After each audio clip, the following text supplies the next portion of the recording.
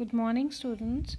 Today we'll discuss dihybrid cross, which shows the inheritance of two characters at a time. In our previous lesson, we studied monohybrid cross, in which only one character was taken, and these are under the studies of Mendel on garden pea, that is Pisum sativum, because of various factors. It was easily available, then it is a small plant, then it is easy to breed, then cross pollination is possible, and because it is a bisexual flower, so we can easily do emasculation, bagging and tagging, and cross pollination can be done. Then at a time large number of offsprings can be produced, and it can complete its life cycle only in one season. So that is why so many factors were there, because of which he selected garden pea. And today we are going to do dihybrid cross, in which two characters at a time were studied. Okay, now here this is capital R. Capital R means round. It means round seed, and this is yellow seed. Both of these characters are dominant. Wrinkled seed and green seed, they are recessive characters. So dominant versus recessive. In one plant in which these two characters were seen, that is round seed and yellow seed, that plant was crossed with another plant which had wrinkled seeds and green seeds. So this was the cross. Now P means the parental generation. Then gametes, this is 2n, parent is 2n, gamete will be haploid. So out of these two, because both of them are same, means in every gamete capital R will be transferred. Here also both of them are same, दोनों capital Y हैं, तो in every gamete capital Y की ही probability है. Here also in the parent, the 2n condition, that is the both are wrinkled. This is round, this is wrinkled, and both of these alleles are same, so probability is small r only. Here both are small y, so probability is small y only. So this is haploid condition, this is diploid condition in parents, because meiosis takes place whenever gametes are formed. Out of the 2n condition, n will be produced in the gametes. Now what will happen? Cross fertilization we are going to do, that is artificial hybridization, in which we are crossing these two plants which have these characters. When crossing takes place, this is F1 generation. F1 generation में आप देख सकते हैं capital R and small r, capital Y and small y. Now what he observed in appearance, in morphologically, in appearance, all the plants, they had round and yellow seeds. यहाँ से भी ये same process was there in monohybrid cross also. क्या देखा गया? यहाँ पे हम दो characters at a time देख रहे हैं. In monohybrid cross only one character, that is height, was seen in my previous lesson. Now here you can see in appearance in F1 generation, all the plants were with round and yellow seeds. Again, law of dominance. So first postulate of Mendel was law of dominance, that in F1 generation only the dominant character is expressing itself, the recessive one is suppressed. This is called law of dominance. This was proved in monohybrid cross also, that only dominant characters express themselves in the F1 generation. Now coming to F2 generation, how we obtain F2 generation? By selfing the plants of F1 generation only. We forget the previous plants of the parental type. We take two plants of F1 generation. This is first plant, this is second plant. Now we are doing the cross between these two plants. अब यहाँ पे थोड़ा सा variation है जो कई बार समझ नहीं आता, वो देखिए आप। Now capital R can be inherited with capital Y. देखो ये गैमीट्स इस तरह के, अगर इसमें से अगर हम गैमीट्स बनाएंगे तो गैमीट में this character can also be transferred, ये भी जा सकता है। इसी तरह गैमीट्स में कैपिटल वाई भी ट्रांसफ़र हो सकता है, स्मॉल वाई भी ट्रांसफ़र हो सकता है। बट जब हम दोनों कैरेक्टर्स का इनहेरिटेंस इकट्ठे पढ़ रहे हैं तो वी विल हैव टू सी कि इस पेरेंट में से कितने कॉम्बिनेशंस पॉसिबल हैं। तो कैपिटल आर के साथ कैपिटल वाई भी आ सकता है in the gamete, capital R के साथ स्मॉल वाई भी ट्रांसफ़र हो सकता है। इसी तरह स्मॉल आर के साथ भी एक बार कैपिटल वाई भी जा सकता है और स्मॉल आर के साथ स्मॉल वाई भी जा सकता है। तो all 4 possibilities we have recorded here. Similarly, इस पेरेंट की possibilities we will write on the other side. This is called Punnett square, जो हमने पिछले मोनोहाइब्रिड क्रॉस में भी हमने देखा था, because it is easier to study the F2 generations. In F1 no problem, only single combination is taking place, but here many combinations are possible. क्यों possible हैं बहुत सारे combinations? Because variety of gametes can be produced. Either this character can go with this or this character can go with this also. इसी तरह small r can go with capital Y, small R can go with small Y also. तो हमने जितनी भी possibilities थी, all the 4 possibilities of one parent we have written on one side. इसी तरह से दूसरे पेरेंट की पॉसिबिलिटी हम इस साइड पे लिख लेंगे. सबसे बड़ी प्रॉब्लम यहीं पे स्टूडेंट्स करते हैं कि इस पेरेंट में से आपको जब गैमीट निकालने हैं तो वहाँ बच्चे गलती कर जाते हैं कि क्या क्या पॉसिबिलिटीज़ हो सकती हैं at the time of gamete formation. This is a parent, उसमें गैमीट्स को अंडरस्टैंड करिए कि जब भी इसमें से हैप्लॉइड कंडीशन होगी तो इन दोनों में से आइदर आर विल गो और small R will go. Similarly इन दोनों में से either capital Y will go और small Y will go. But जब हम दोनों कैरेक्टर्स को इकट्ठे पढ़ रहे हैं तो कैपिटल आर के साथ कैपिटल वाई भी जा सकता है, कैपिटल आर के साथ स्मॉल वाई भी जा सकता है. So the main problem is to understand this portion, how to prepare the gametes. उसके बाद कोई प्रॉब्लम नहीं है. Now here you will see no blending of characters is taking place. this is called law of independent assortment. कैसे? Capital R के साथ हमने दोबारा कैपिटल आर ही लिखा है, हमने आर वाई नहीं लिखा. This is no, that is no mixing of characters takes place. तो आप क्या लिखेंगे? Capital R capital Y capital Y. Similarly in the next box, यहाँ से आप कैपिटल आर ले रहे हैं, यहाँ से आप कैपिटल आर ले रहे हैं, यहाँ से आप कैपिटल वाई ले रहे हैं, यहाँ से आप स्मॉल वाई ले रहे हैं. तो इसी तरह से यहाँ के गैमीट्स और यहाँ के गैमीट्स को आप कंबाइन करते करते देखेंगे in every box what are the possible combinations. But I have not written R Y. क्यों? because no mixing of characters takes place, no blending of characters takes place. This is called law of independent assortment. This is one of the postulates of Mendel.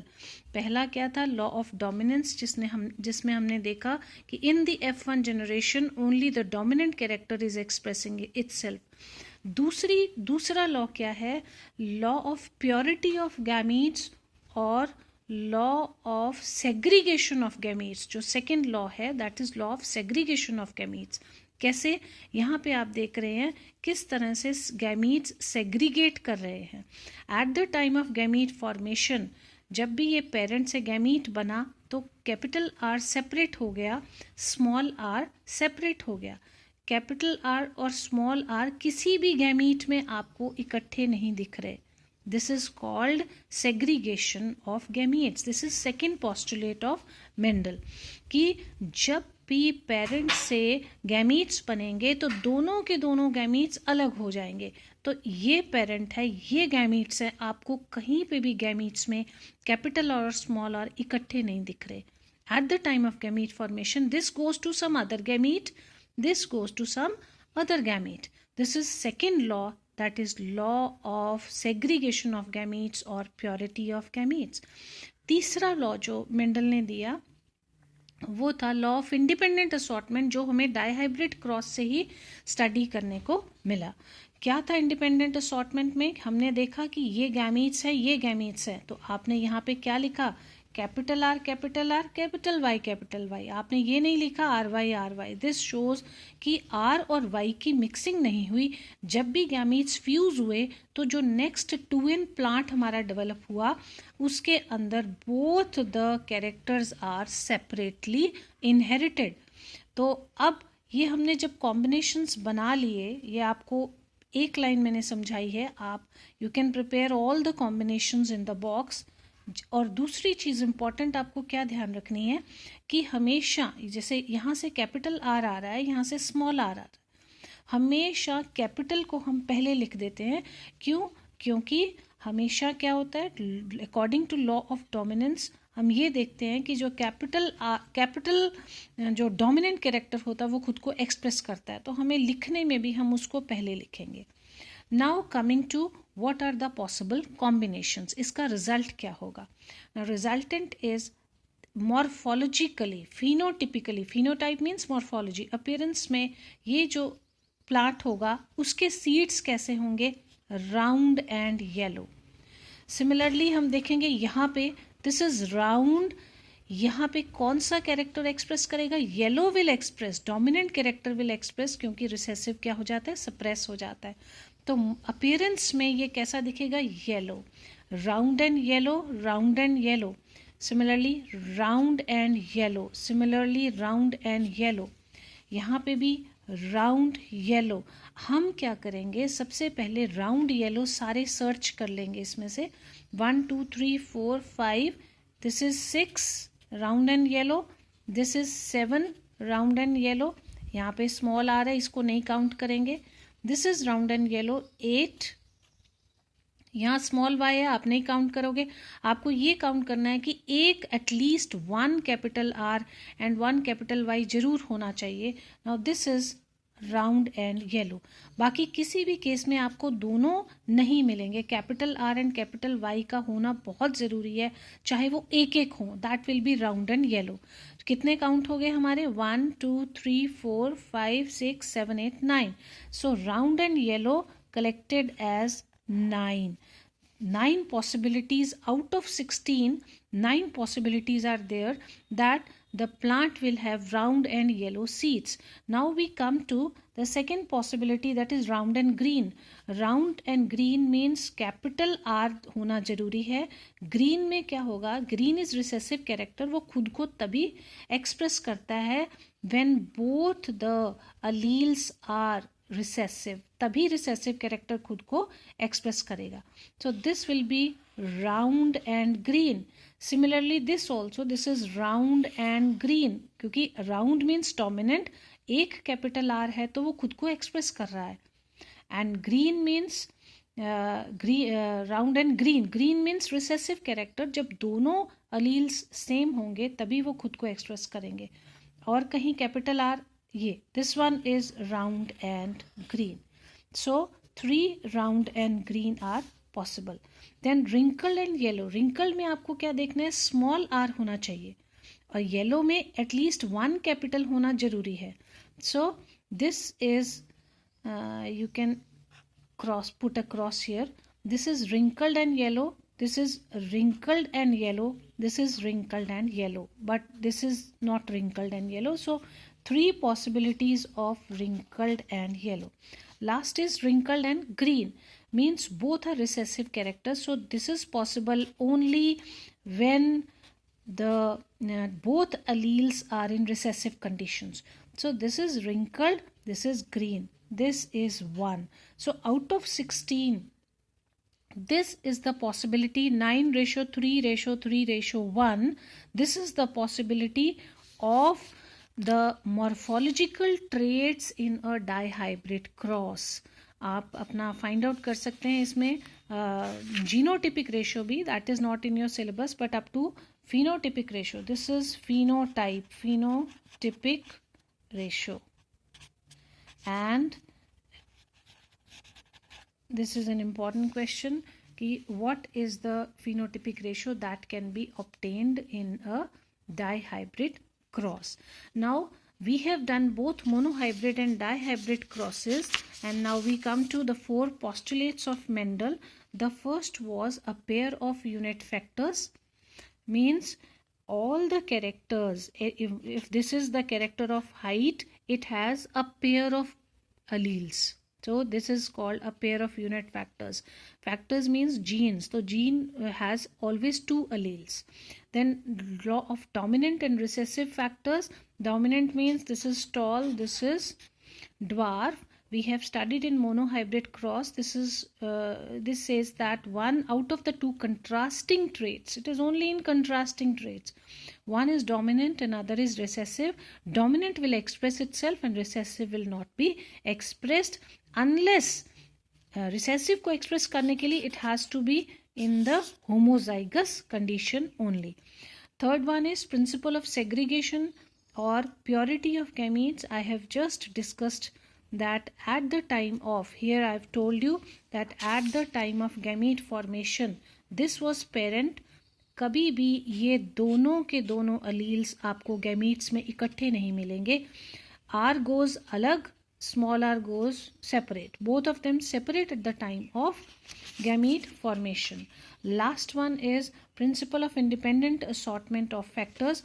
यहाँ पे हमने कभी भी हम ये लिखने का तरीका है कि आप कैपिटल आर लिखेंगे, कैपिटल वाई अलग, आर अलग लिखेंगे, वाई अलग लिखेंगे, क्योंकि in his experiments Mendel observed कि कभी भी राउंड सीड और कलर ऑफ सीड कभी भी ब्लेंडिंग नहीं हुई उनके बेसिस पे ही उसने ये मैथमेटिकल कैलकुलेशंस के साथ Mendel produced this. He like for explanation he prepared this dihybrid cross कि कोई भी 2 characters, he studied 3 characters also, trihybrid भी study किए, you will study in higher classes, and he observed that कभी भी never the characters undergo blending or mixing. This is called the 4th postulate of Mendel, that is principle of independent assortment of factors. So today we have completed dihybrid cross as well as Mendel's principles of inheritance. In next lesson we'll study test cross, that is one of the most important questions of this chapter.